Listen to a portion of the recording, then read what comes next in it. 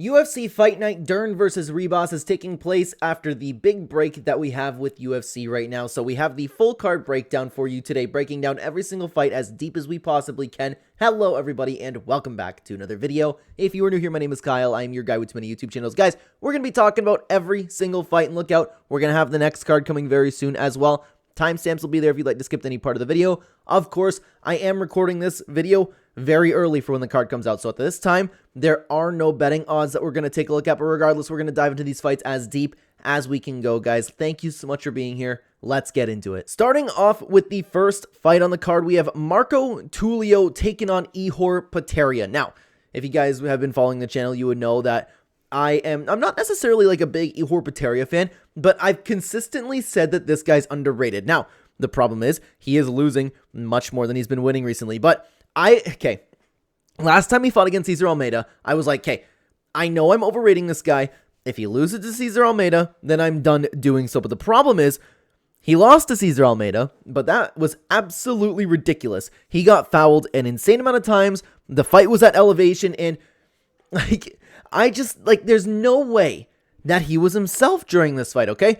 So, with Ihor Potieria, I'm giving him one more opportunity to show me otherwise, and then I will start saying, okay, this guy is not overrated one bit. Now, Marco Tulio, on the other hand, you know what? We'll start breaking down the fighters, because Marco Tulio has been a guy that I've been watching in LFA for a little while now. Didn't get signed to the Contender Series. Now we're here in the UFC, and when I'm talking about the Contender Series, I mean just a few fights ago, he ended up winning the Contender Series, and then getting actually into the UFC after the Contender Series in his most recent performance. Okay, okay, here's the thing. I know that, and especially in Tapology, it says he trains over at Shootbox.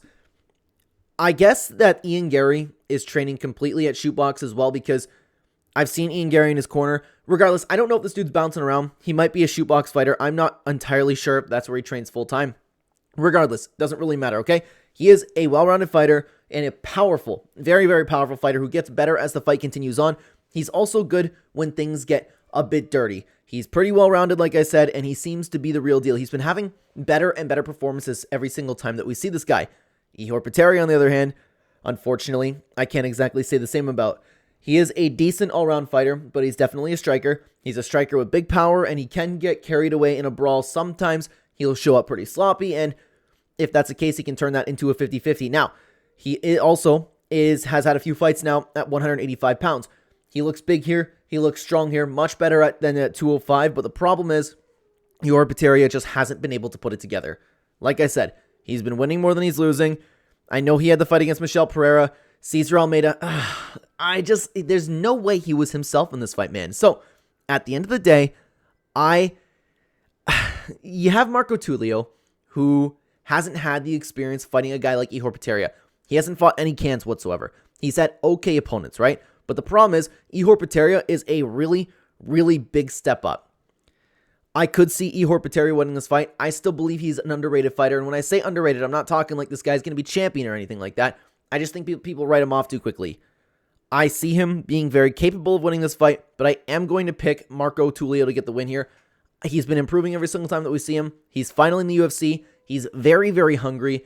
I like the momentum that he's on, and I think he's going to get the job done over Ihor Potieria. Continuing up the card, we have the return of Victoria Dudakova taking on Fatima Kline. Now, I'm particularly not too hyped about this fight. This card is pretty good, to be honest with you, and there are some really, really interesting matchups. But the problem is, this one, there isn't exactly too much, in my opinion, to talk about. You have Victoria Dudakova, who is a well-rounded fighter. She seems to have no preference where the fight goes because she can compete anywhere. I do believe that Victoria Dudakova, though, is super, super overrated. Although she is improving here and there, she can fade later on in fights. And I say that because she had so much hype coming to the UFC, right? She got the first win, and then the Jinyu Frey fight where I watched that fight and I was like, okay, this girl is absolutely nothing special. But then again, she took on Sam Hughes, and I understand that was a split decision loss. I don't remember exactly who I thought won this fight, but I had an okay takeaway from this fight because I was like, okay, you know what? She might be improving. It was a good back and forth fight. So I still am not so sure what to think of Victoria Dudakova. I don't think she's going to be any type of champion whatsoever, but maybe she's not useless like I kind of thought of. Fatima Kline, on the other hand, she is a BJJ fighter who is also fairly dangerous everywhere. She's one of those fighters that, I know I just kind of used this, but she's one of those fighters that's not completely useless, but still nothing special. She's also coming off of a loss against Jasmine Jastovicius, but in this fight, she did take it on short notice, and she put up a good fight against Jasmine Jastovicius, who is a very, very good fighter for the division. So, the question is, who is the better striker? I would imagine that's going to go to Victoria Dudakova. I don't know, man. This is one of those fights that they're at similar skill level. Could go either way. Even though I would pick Dudakova to win the striking battles, I'm still going to lean towards Fatima Kline in this fight. I don't know. They're both pretty young. Nothing really stands out for either of these girls. You know what? I'm not even going to explain myself. Fatima Kline is going to be my pick. Continuing on over to the next fight, we have Nurullo, Aliev, and excuse me, I didn't even put my camera on over here. Again, taking on Yanal, Ashmouz. Nurullo Aliev, we haven't seen much of, but he is 9-0. He's a wrestler who just wants to come forward, take you down. He has decent striking. He has an okay jab, but then again, like, all he wants to do is come right at you and wrestle. The technique is there, but he's not always, like, majorly effective in doing so. Yanal Ashmouz, on the other hand, I'm feeling very, very high on. He's a well-rounded fighter. He has high fight IQ. He comes into the fight, and you never really know what his game plan is because he can change it on the fly. And for his takedowns, I will always point back to Dominic Cruz because he described it perfectly, okay? He does a great job at making you throw and miss just to get under your legs, and the takedown ends up just looking really, really clean. So he has high fight IQ. He has really good shots on his takedowns. Now, I actually do believe that if these two end up wrestling, I think that Yanal Ashmouz could hang with Nurullo Aliev. I hope that doesn't end up aging bad because you have the wrestler taking on the guy who is just an all-round fighter. I think that Ashmouz has more tools in the kit. I think that I like what I've seen from him so far. And even then, you could, and I don't want to sit down and say that he's undefeated, but in this Chris Duncan fight, there was speculation that he had an injury in this fight because I don't remember, I think it was the arm. I could be wrong about that, but there was something that he wasn't throwing, and there was speculation. I don't know if anything ever came out about that, but he bounced back, got a really nice win, showed all aspects of MMA over Trevor Peake. I like the opponents that Ashmouz is taking on. I like the options that he's going to have in this fight. I like the fight IQ that I've seen from him, and I'm going to pick Yanal Ashmouz to get the win in this bout. Continuing on up the card, we have Abdul Razak Alhassan taking on Cesar Almeida. Now, I am excited to see Cesar Almeida again. I've been very, very high on him, and I've been excited for his career, but man, after his last fight, I just had such a sour taste left in my mouth against what he did for Ihor Potieria, which we were just talking about earlier. Should have been DQ'd. The amount of fouls were absolutely ridiculous, but we did learn something about Cesar Almeida in this fight, and he showed a complete ground game. That was a big question about his career, okay? I'll start with Cesar Almeida. He is a very technical fighter who possesses skills everywhere. The UFC will advertise this guy as a kickboxer, but he can keep up at anywhere the fight goes. The only issue that he has is his takedown defense. He has great kickboxing technique, BJJ, good heart, amazing ground and pound. He really is a great fighter, and the problem is, like, once he gets to the ground, he has good defense, he can throw up submissions, he can do a lot of things like that, but the problem is if somebody shoots a takedown. He still has a massive hole in that game, and Abdul Razak Alhassan is a guy who I doubt we'll see takedowns from him, to be honest with you, but if he charges forward and grabs at Cesar's legs, I wouldn't be so confident that Cesar would be able to stay at his legs. But anyways, there's not too much to break down about Abdul Razak Alhassan because he is a low-volume, powerful striker. He has judo credentials, but you never really see it in his fights, and that's really the story about Abdul Razak Alhassan. Can he finish you? Can he knock you out? If not, I think Cesar Almeida will have a very, very clean win here. Something that I forget, to be honest with you, is Razak Alhassan is almost 40 years old, which is crazy, but he still has all the power in the world. He was destroying Cody Brundage until Brundage did what Brundage typically does, but then Cesar Almeida, on the other hand, he's had some really, really good performances, and even though against Roman Kopylov, he was outstriking Roman Kopylov. This is a very, very close fight. He's looked great. I've been nothing but impressed by this guy, and I think that Abdul Razak Alhassan is the perfect level opponent for Cesar Almeida to get above. I think Almeida is a little bit above Abdul Razak Alhassan's level, and I think he's going to show that pretty clearly in this fight. I don't know if he's going to get a finish, but I think that Cesar Almeida is going to be a nice step ahead of him the entire time, and I think that he's going to get a very, very clean win, and I would also like to see Cesar Almeida win, man. Again, I was disappointed by what he did in his last fight, but I hope he cleans it up, man. I hope he cleans it up. I'm still going to pick Cesar Almeida. I'm going to cheer for Cesar Almeida to get the win. Let's continue on up the card, guys, to another really, really good fight. We have the return of Magomed Gaziasulov taking on Bruno Lopez. Two fighters that I am very, very excited to see in the UFC octagon again. I'll start with Magomed. He is a very good striker who does a great job at mixing punches with leg and calf kicks. He does have a full skill set. He is also a grappler, but he definitely excels at striking. This dude, he hits very, very hard. You can literally, when he fights, a lot of times, you can hear the impact of his shots. The only issue that Magomed has is that he can fade, and his particular, he has skills everywhere, don't get me wrong, but his boxing solely needs some work. Sometimes he can be a tad sloppy, pressure can get to him, and leg kicks can work against him. While I was just gassing this guy up, he does have a few things in his arsenal that he needs to clean up just a little bit. Bruno Lopez, on the other hand, he is a methodical striker with great precision on the feet. He has a BJJ foundation behind him. He uses distance well, has feints, and he has counters. He has really good power behind his hands, and he also has a very, very crisp 1-2. He can change up the game plan as the fight goes on. He often shows high fight IQ, and both guys are in the prime of their careers. Both of them have been looking really, really nice, and I think that both of them do have a bright future, to be honest with you. I think this is going to be a sleeper fight of the night. I think this is a very, very good fight. I kind of, apologies if you can hear my baby screaming up there, but regardless, Magomed Gaziasulov, I'm kind of just, my gut's telling me to pick him a little bit, but Bruno Lopez is also a very, very capable fighter. You have the 9-0 Magomed taking on Bruno Lopez, who, man, this dude's looked pretty good so far. He's looked pretty good. Both guys came out of the Contender Series, I don't know, man. I don't know. We've seen the Magomed, he fought Brendan Ribeiro, and then he struggled very, very hard in the first round with some pressure. Ended up getting the win anyways. I see a couple weaknesses, but I also think he has a promising future ahead of him. And for some reason, I think that the UFC might want to push this guy. This fight's a little bit closer to a pick'em, in my opinion. I'm going to go against my gut here. I'm going to pick Bruno Lopez. I don't know. I think that he's capable of getting the cleaner win here. Tough fight, very close fight.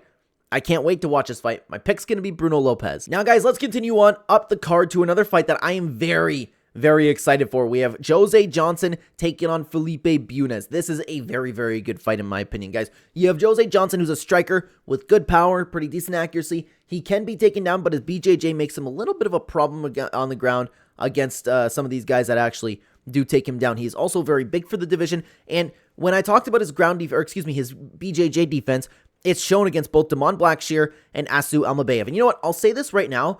Both guys have not looked the best in the UFC because you have Felipe Bunes, who only had his UFC debut. He fought Joshua Van, got fed to a killer wolf right away, okay? And Johnson, more of the same. He took on Chad Anahliger and got the win, but against Damon Blackshear and Asu Almabayev, those are two fantastic fighters to get fed to. I don't look at any of those losses at all. I don't care. They lost a fantastic talent, and Jose Johnson put up a great fight. And even again with Felipe Bunes against Joshua Van, he had a fantastic first round in that fight. Both guys looked good against very, very respectable opponents. I didn't break down Felipe Bunes. He's a grappler with sneaky, decent hands and good shots, but obviously the game plans to go to the ground and just use his BJJ. Guys, I'm picking Jose Johnson to win this fight. I'm picking him.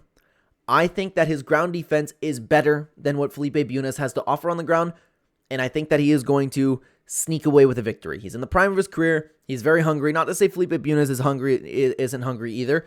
I've been watching both guys for a while. I think both guys are capable fighters. I don't think both guys are championship material or anything like that, but I think that Johnson has the defense to stop what Bunes wants to do, and I think that Jose Johnson is going to come back and get the win. I apologize. I don't know if it's Jose or Jose. Doesn't really matter. I'm picking Johnson to get the win here. Very, very good sleeper fight. Let's continue on up the card to Andreas Gustafsson taking on Preston Parsons. This one's a little bit of an interesting one because Andreas Gustafsson is coming into the UFC fighting somebody with a ton of UFC experience already against some really good opponents too. I mean, they could be better, but you get the point that I'm saying. Okay, so you have Andreas Gustafsson, who's an aggressive striker with good knockout power. He does a good job at distance. He has good BJJ. He seems to be a great fighter. We just need to see him a little bit more against talent like Preston Parsons. Preston Parsons is a very good grappler with the goal of just coming out and getting it to the ground. His entries on double legs are really clean, but on the feet, this dude is sloppy. And that's where he can run into some problems against Andreas Gustafsson because He definitely has some really good knockout power. But the problem is, I just flat out need to see more from Andreas Gustafsson. I just do. Preston Parsons, while he hasn't looked the best in the UFC, he's had some dogfights, even in some of his losses. Like, he is a very capable fighter. He's taken on UFC talent. He's going to have that experience. And I'm not going to pick Andreas Gustafsson for that reason. I'm not going to bank on him coming out and just knocking out Preston Parsons. I need to see him defend the takedowns. I need to see him last in a dogfight against a guy like Preston Parsons. For that reason, right now, I'm going to pick Preston Parsons. But it is a low confidence pick in saying that because Gustafsson could catch him. Gustafsson could get a win over Preston Parsons. Parsons isn't the best UFC talent, but he has that experience. He's been here for a long time. And I'm going to pick Preston Parsons to get the win at this time in his career. Let's continue on up the card though, guys, because this is a very, very interesting fight because I want to see Punahele Soriano fight back again, okay? He's taking on Uros Medic. Now, the reason I want Punahele Soriano to see him again is because he fought in a brand new weight class against Miguel Beza, and he shined. He shined. It was a super dominant performance. The strikes were something like, I don't remember, it's something like 300-20, but he just attacked the entire fight, ground and pound each round, and he just would not stop punching and pounding. Some could say he also faded a little bit in that fight, but the output was nuts, and he fought through it. He pushed through it, man. I'm excited to see Punahele Soriano and see if that was a one-off performance or not, because other than that, we all know he hasn't had the best success in the UFC, right? But regardless, he's taking on Uros Medic, the Dr. Uros Medic. Not a ton to break down about this guy. He's a power... I didn't break down Punahele Soriano, did I? I just talked about his new weight class. Sorry. Anyways, Medic is a powerful striker with speed and precision with okay takedown defense behind it. He wants to come in, he wants to knock you out. Soriano, a very powerful striker who comes forward, wants to finish you. He has decent takedown defense to back it up when on the ground. If he's in any trouble on the ground, I doubt he'll have this issue against Medic, but he will just punch his way out of submissions, which is a very good defense in my opinion. I will stand on that until the end of time. Now, this is another one of those fights that I could see going a little bit either way. But man, Soriano looked so good in his last performance that I kind of want to ride that momentum. It's a low confidence pick of mine, but I'm going to pick Soriano to get the win. What if he gets the takedowns again? What if he just beats Medic up on the ground? If he comes forward, wants to strike too, he is very powerful himself. I don't know, man. It's a low confidence pick. I'm more so just excited to sit back and enjoy this fight, but I want to see this one. I want to see where it goes. Comment down below what you guys think about this fight. I am going to pick Punahele Soriano to get the win. Low confidence. Let's continue on up the card though, guys, to Ernesta Caracacci taking on Nicole Caroline. I'm probably pronouncing both of their names wrong, guys, but if you've been following the channel, you would know, or you might remember that I was actually very high on Ernesta coming into the UFC. She's a kickboxing champion. She has insane heart, good cardio, can brawl like crazy, and has very, very good technique. Here's the problem, okay? Here's the problem. I still have questions about her ground game. She is shown at points to have really, really good takedown defense and really good scrambles, but randomly, also at other points on the ground, she just has no clue what she's doing, or that at least that's what it appears. Like, I have no idea what to think about her ground game. Does she know what she's doing, or does she not know what she's doing? That's still a question that I need answered. Other than that, her stand-up work is extremely good for the division. Nicole Caroline, on the other hand, she's a well-rounded fighter, but she, in my opinion, doesn't seem to be that good. She's slow. Other than that, she's a karate champion. She has really nice judo throws. She has nice submissions. And the submissions could be where Ernesta has a little bit of an issue if the fight ends up going to the ground. This is a clear striker versus grappler matchup, in my opinion. The problem is I don't know. Like, if Nicole goes and clinches with Ernesta, wants to throw her, maybe she'll defend it. Maybe. What am I supposed to break down here? I have no idea how good this girl is on the ground. If it stays on the feet, if she can defend, if she can scramble her way back to her feet, then this will not even be a close fight. Ernesta's going to piece her up. But the problem is the ground game again. For that reason, it makes it for a very tough pick. I'm still going to go with Ernesta. The striking is just miles beyond. Miles. It's not going to be close. Nicole is just slow. She's not that great. Like, she only has submissions in her arsenal, in my opinion. I'm going to pick heavy-handed Ernesta Caracacci to get the win. If she loses this fight, I'm officially off the train. Officially. Now, guys, let me stop you for just a second because, as you might know, I talk a lot about betting on this channel. If you are either interested in supporting the channel or seeing exactly where I'm putting my money where my mouth is, either that or just combining my fight knowledge with your own research, then you can check out the channel membership, which is very cheap compared to other channels, in the pinned comment, description down below, or right next to the subscribe button every single Thursday or Friday before UFC events, and occasionally on other organizations. I do like LFA, I do like One Championship. I'll be posting exactly what I'm doing with my own money for, again, if you either want to support the channel or combine my fight knowledge with your own research. I'll be making a community members post and a members only video explaining what I am doing with my money, guys. Thank you so much for listening. Last thing we have is Odds Jam, which we haven't used this video, but I still want to advertise it if you're interested in signing up for Odds Jam. Very quick to all the odds. Great if you have multiple sports books. You can get a discount using code Clenbat with my link in the description and pinned comment down below. Thank you again for listening, guys. Let's get into these last few fights. Let's continue on up the card, though, guys. We have the UFC debut of Austin Bashi taking on Christian Rodriguez. Now, Austin Bashi, a lot of people are excited to see this guy. A lot of people are hyping up this guy, and not like he's the most hyped guy ever, but you get the point. He seems to be a very, very capable 13-0 fighter coming in. He is a great wrestler, a great grappler. He has good control and seemingly good cardio. The striking looks decent as well. He does a great job when pressuring opponents looking to get clean finishes. The only problem with Austin Bashi is we haven't seen him fight anybody to the level of Christian Rodriguez because he is just entering the UFC. And Christian Rodriguez is a fighter that I'm personally very high on. He trains with the Showtime brothers over at that gym. He's a speedy and accurate striker with good movement, but he can unfortunately be worked on the ground. That's where this matchup gets a little bit interesting. In saying that, though, on the ground, he's one of those guys that never accepts position. He's always trying to fight out of bad spots. And the other thing about Christian Rodriguez is sometimes he can show bad fight IQ. For example, and I'll point to his Isaac Delgarian fight, there were times in the third, I think it was the third round. Yeah, it must have been the third round, because there were times in that third round where he could have just finished Isaac because he's completely gassed, but instead he wanted to prove a point and was like, "Hey, I'm gonna go submit Isaac Delgarian." And sorry, I just realized I was on the Julian Erosa loss. The Isaac Delgarian one was right here, but looking at that, like I brought it up like it was the loss, right? Because so many people had Isaac Delgarian winning that fight. But you get the point. I am all over Christian Rodriguez in this matchup. I understand that he could be worked on the ground, and I know that Bashi looks very, very clean on the ground. It's just Christian Rodriguez. He's fought a lot of great guys in the UFC so far. Like, just take a look at, like, this is just the beginning, especially if you want to take on, like, Julian Erosa is a good veteran. Isaac Delgarian's a great fighter. Cameron Simon's a fantastic fighter as well. He's taken on some really, really high-level competition so early in his career, and I think that this is a huge step behind for Austin Bashi, even though he has that wrestling presence. I'm all over Christian Rodriguez to win this fight. I'm very confident in saying so. Christian Rodriguez is going to be my pick to get the win here. Let's continue on up the fight, though, guys. The next fight, I almost said featured fight, but it is Santiago Ponzinibbio, still going strong at 38 years old, taking on Carlston Harris. Now, I actually think this is a pretty good matchup for the two of them. I think it's going to be an interesting fight. But yeah, Santiago Ponzinibbio, like, honestly, there's not a ton to break down with either of these guys, because you have Santiago Ponzinibbio. There's not a ton to say. He's a great striker. He's excellent at range, and he has really nice power. He is very past his prime now, with his only win coming over Alex Morono, and he was really he was getting destroyed that fight until he found the knockout. But Santiago Ponzinibbio is a very capable fighter. You can't count him out yet. Carlston Harris, on the other hand, he's a well-rounded fighter who can be sucked into a brawl, and if you suck him into a brawl, you're capable of getting the win over him. On the ground, he has good submissions, he has decent wrestling, but he is a well-rounded fighter in himself. The only problem is, like, I could see Santiago Ponzinibbio gets him a little bit frustrated. That's where you can catch him. But regardless, both guys are in a little bit of the same spot in their career. Haven't been finding too much success.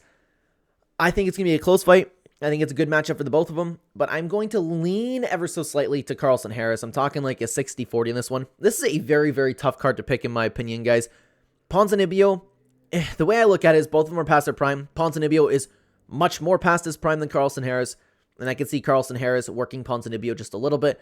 But the problem is you can't count out Ponzinibbio and his power. If he finds that range, if he finds that shot, he can put anybody out. Carlston Harris is going to be a low-confidence pick of mine. I wonder who would be the favorite in that fight, actually. By the way, guys, before we get into the featured fight, the co-main event, and the main event, thank you so much for your time watching this video. If you've been watching all the way through, you might have skipped all the way to here. But then again, if the timestamps are here, why would you skip over to this part? Regardless, if you've watched this far into the video, you please hit like, subscribe, comment down below your thoughts. I'm trying to be one of the biggest MMA YouTubers in the space in the years to come, and we will get there, by the way. I am your guy with too many YouTube channels. You can check out the link tree in the pinned comment, or not the pinned comment, excuse me, in the description down below, or just direct links to all of my other channels. We make a ton of content, whether it's gaming content, reaction content, self-improvement content. There is a ton of content for you to choose from if you want to watch more than MMA, but then again, we have uploads every day on this channel, so if you want to keep watching MMA content, then you can check out this channel still. Thank you so much for listening, guys. Let's continue on. Continuing on to the featured fight, we have Chris Curtis taking on Roman Kopylov. This is a very, very exciting fight. I love watching Roman Kopylov fight. So, we have Chris Curtis. He has a very, very clean boxing background. He has really good takedown defense and striking defense. He counters very well. The only issue that Chris Curtis has is he has big issues if the fight is not going his way. He can get frustrated. He'll try to suck you into a brawl, and it just won't work. He'll just get angry and start yapping. Trains over Sean Strickland. Makes a ton of sense. You have the emotional issues over there. But anyways, he's taken on somebody in Roman Kopylov who does not have that same issue. He is a 4-time world champion in Russian hand-to-hand combat. He is a fantastic striker with beautiful power, beautiful timing, and he has takedown defense to back it up. It's not perfect, but he has a takedown defense to keep the fight standing. And guys, what's there to break down over here? Roman Kopylov is going to murder Chris Curtis. Chris Curtis, yeah, I know he has good counters, he has good defense, but Kopylov has the kickboxing, and he has more tools in his arsenal to pick apart Chris Curtis, who is coming back after an injury. Actually, when's the last time Chris Curtis fought? I know it was okay, I thought it was a little bit longer than that, but 7 months ago. We don't know how his training's been going. He's getting up there in age. I'm just insanely confident that Roman Kopylov is going to get the job done, and I hope he is not that big of a favorite, because I am probably going to place a bet on Roman Kopylov no matter what. It is my most confident pick on the card. Chris Curtis has nothing for him. I would be incredibly shocked if Chris Curtis ended up winning this fight or even making it close somehow. I think Roman Kopylov is going to have a very, very clean win. I don't know about getting a finish, but I think that he's just going to dog walk Chris Curtis this entire time, man. And I'm not even going to let my bias get in the way, because I'm a big Roman Kopylov fan. I love watching the dude fight, but this is a bad matchup for Chris Curtis, in my opinion. Now, guys, let's continue on over to the co-main event. We have Thiago Moises taking on Trey Ogden. This is also a very, very good fight, in my opinion. I know I've gotten crap in the comments a few times because I said that I like watching Trey Ogden fight. I just like his technique, man. He's interesting when he comes in there. So, I'll start with Trey Ogden. He is a grappler with underrated power on the feet, but the game plan for Trey Ogden, he wants to come out, he wants to only take you down. He is good at knocking you down and finding a submission. Instead of just going for takedowns, he can get good position after knocking you down, because again, he does have some very, very sneaky power and underrated power. He's also very good at using his opponent's momentum against him. As soon as somebody's coming forward, he shoots doubles, and they are so well timed when he does that. So well timed. Another thing Trey Ogden has, he has a really, really nice jab. He's past his prime now, but he is still fighting very, very well. Thiago Moises, on the other hand, he's a very complete fighter. No matter what it is in MMA, this dude can do it. Thiago Moises is also a very good fighter. And man, I thought that he was going to get the win over against Ludovit Kline, but that loss has only aged well as time's gone on. Ludovit Kline has proven to be a very, very capable fighter. I just thought that Moises was going to get the win. I was disappointed. Like, Kline shut down everything that he wanted to do. But then Trey Ogden, on the other hand, he's been coming off of a couple wins over here. And it's against good opponents, too. This is a really tough fight. This is a very, very tough fight. Trey Ogden, he can use the reach well. A little bit bigger. The problem is, if Trey Ogden takes down Thiago Moises, I'd be a little bit surprised if he completely shut him down. But in saying that, Trey Ogden is on the momentum right now. Trey Ogden has been seemingly improving slightly every single time that we see him. Moises is in his prime, though. Moises is still a great fighter. Yeah, he's had a couple losses, but it's against Saint Denis, who, especially Saint Denis, is a killer, man. I know he's lost a couple fights in a row now, but man, there's nothing to take away from that. Same with Ludovit Kline. Then he got a nice win over Mitch Ramirez. This guy has taken on great opponents and had great wins. This fight is a very, very high-level fight, in my opinion. I could see both guys getting the win. I'm going to slightly lean towards Trey Ogden. Man, what am I going to bet on for this card? Maybe Kopylov, but even then, I can see Kopylov being like a 600 favorite or something like that. You guys have to agree with me on that one. There's no way he's gonna be even close to not underdog, obviously, but not even close to minus 200. Regardless, this fight, tough fight again. Trey Ogden is going to be my pick, and it's a shame. It's one of those fights that both guys, it's a very important fight for the career. It's a shame that one of them have to lose this fight. All right, guys, let's continue on to this absolute banger of a main event. Who wouldn't have wanted to see Trey Ogden, Thiago Moises, Roman Kopylov, or Chris Curtis in the main event? Not me. We have Mackenzie Dern taking on Amanda Ribas. Both girls are age-wise in their prime, but they have never been looking worse in their career, man. Mackenzie Dern, she's a good BJJ fighter, slightly overrated, very poor stand-up. Her takedowns, striking and aggression have been improving, but there is still a lot of work that needs to be done in the Mackenzie Dern department. She's taken on Amanda Ribas, who is a well-rounded fighter who excels at grappling. She's very capable on the feet. She has good cardio. She has good durability as well, and she's a tough girl in general, man. The problem is, both girls are so inconsistent, man. So inconsistent. You have Amanda Ribas coming off of like one of the most garbage performances in the her entire career. I've never seen more missing in my entire life. But then again, does it even matter? Because Mackenzie Dern's not going to strike. Mackenzie Dern only has a ground game. Mackenzie Dern wants to take her down, finish her. But I think Amanda Ribas is tough enough to push her off of her. I think she is aware enough to not get submitted by Mackenzie Dern. Like, I think Mackenzie Dern is so unbelievably overrated. I just don't get it, man. I'm picking Amanda Ribas. I've never been impressed by Mackenzie Dern. At least Ribas has shown up, and I'm like, okay, that was a good fight. Okay, she's pretty tough. You know what? She has some good skill here and there. I never say that about Mackenzie Dern, ever. I'm always shocked when she gets a win. Angela Hill. Angela Hill loses half of her fights. Lupita Godinez. That one doesn't make sense. I personally thought she lost this fight, by the way, but like it wasn't one of those to even complain about. Mackenzie Dern showed a little bit of improvement, but no. I've never once looked at Mackenzie Dern and said she's a good fighter. For that reason, I'm picking Amanda Ribas. Weird card, man. Weird card. Lots of really, really close fights. Lots of strange matchups. I have no clue what I am going to be betting on. Let me know what you think about this card down below. We will be having a full card breakdown for the next pay-per-view very, very soon, so I'll be on the lookout for that, guys. Thank you so much for watching. Like, subscribe, comment down below. Check out this video on screen. YouTube thinks you will like it the best. I would love to have you guys over there. Thanks for watching, everybody. Take care.